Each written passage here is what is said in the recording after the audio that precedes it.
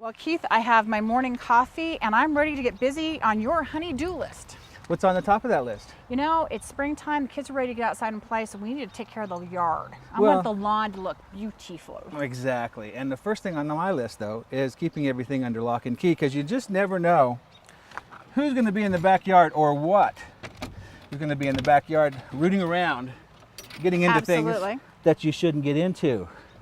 So I like to keep my shed closed and locked up for safety, and keeping things dry. Well, that's important too, especially for fertilizers. They turn into mush if they get wet. Well, exactly. They're no good then. So we got some fertilizer to put down. We want to do maybe some bug spray or some weed killer Well, and I have today. to tell you, this is one of my favorite products because it's a hose-in applicator, so there's no mixing involved, so it's easy to use. Yeah, no mixing. That's a nice one. No mixing involved, so beautiful lawns are as easy as 1, 2, 3. There you go. Well, let's get going. 1, 2, 3.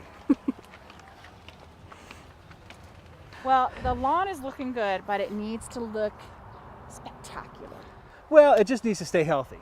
You know, a healthy lawn is one that doesn't get weeds, it doesn't get diseases, it Well, it's doesn't just get like insect people. pests. Exactly. If you're healthy, you prevent things. If you become weak, you're more susceptible. And one of the things that stresses the lawn most is not fertilizing on a regular basis. It needs to be fed. In fact, it's been about 6 weeks, and it's starting to look a little The lawn screaming, puny. "Feed me!" It's screaming, feed me, exactly. So in this situation, I guess Keenan's down for his nap. I've locked Remy up in the house, and we can do whatever we need to out here without worrying about the kids and pets and so forth. So when you're fertilizing your yard and you're worried about kids and pets, I would recommend sticking with just a fertilizer only. Now, whether you use a traditional or organic, that's up to you.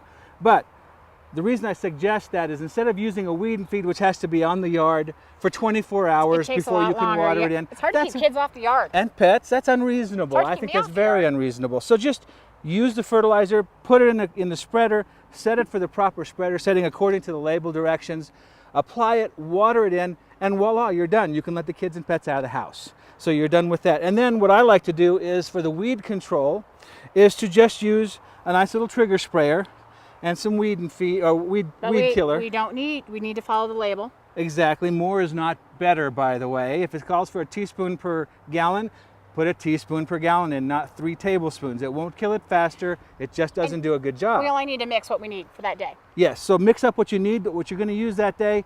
And I like to spot treat the weeds, and I noticed a couple coming in here. Let's talk about spraying these weeds. Like we've got this one that's right back here, Keith. Uh-huh. And I think the hardest part sometimes when people are spraying the weeds is they don't realize how to properly spray a weed. It seems like it'd be simple, but if you do it improperly, you won't have good success. Well, right, and what she means by improperly is don't mow the yard first, or don't try to Doesn't pull work. the weed. Let the weed get big.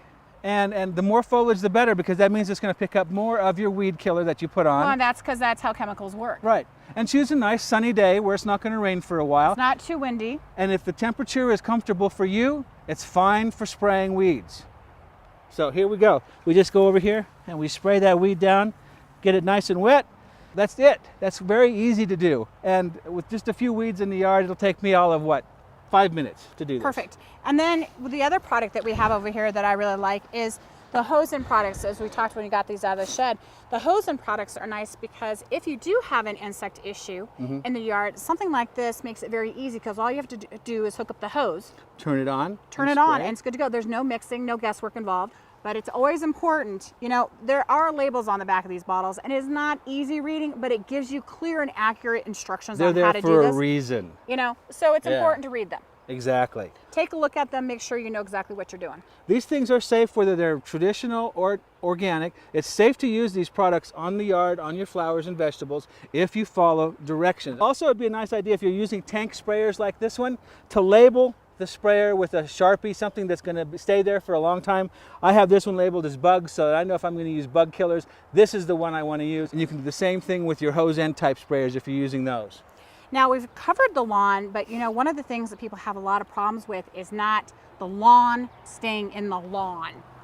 Yes, many times the lawn has a tendency to want to crawl into the flower beds or in your ground covers where you don't want them. In fact, they sometimes do better there than they do in the lawn. It's kind of scary. And there are products that you can use to selectively remove that grass from your flower beds and from your ground covers, correct? You know, I saw some grass in the flower beds up front. So let's go up there and we'll show No them exactly way. how to do that. I thought I got that. You think you did. Oh, great. We're going Right. to go take care of that. Come on, your honey-do list is yet to be done. All right. So Keith, in a beautiful garden such as yours, Oh, thank it's you. difficult sometimes because you do get some grass that encroaches upon the garden. Yeah, this is a common issue, and a lot of people don't know that there is a product that can take care of grass growing into your But flower there bed. is. And what is that? It is Over the Top. Over the Top. It's a really cool product. It's one of the few products that will identify grass and not kill your flowers, your ground cover, your broadleaf plants. So you right have to here, be careful though, things that are grass blade-like, yeah, I like mean, irises or daffodils. exactly. So look at this. Right here, I've got this bluegrass that's growing from my lawn into my sweet woodruff and my white Nancy nettle, and I'm going to take care of it now because it's just now starting to get into this. I don't want to wait until it's completely filled this whole space. So we've mixed this up according to label directions. I've got my handy dandy little sprayer right here, and we've let the grass get nice and tall. You can see I've cut the grass here, but I haven't cut it down here or tried to pull it. I want nice tall grass to spray. And all you have to do then is to spray this grass right in through here. You can get it, you can see I can spray this other stuff, it's not going to hurt it. So I can just spray that grass right along here. Obviously don't spray into your lawn or it'll kill the grass there. And that's all it takes. But once you see the grass turn yellow, you know the roots are dead. You can come in here and just clip it off. You don't have to pull it out. You don't have to dig it up. Just clip it off. It's gone. You're done. So it's actually very easy. Very easy. And that's called Over the Top. And you know, Ortho has a ready to use form called Grass Be Gone. So either one of those two will work really well.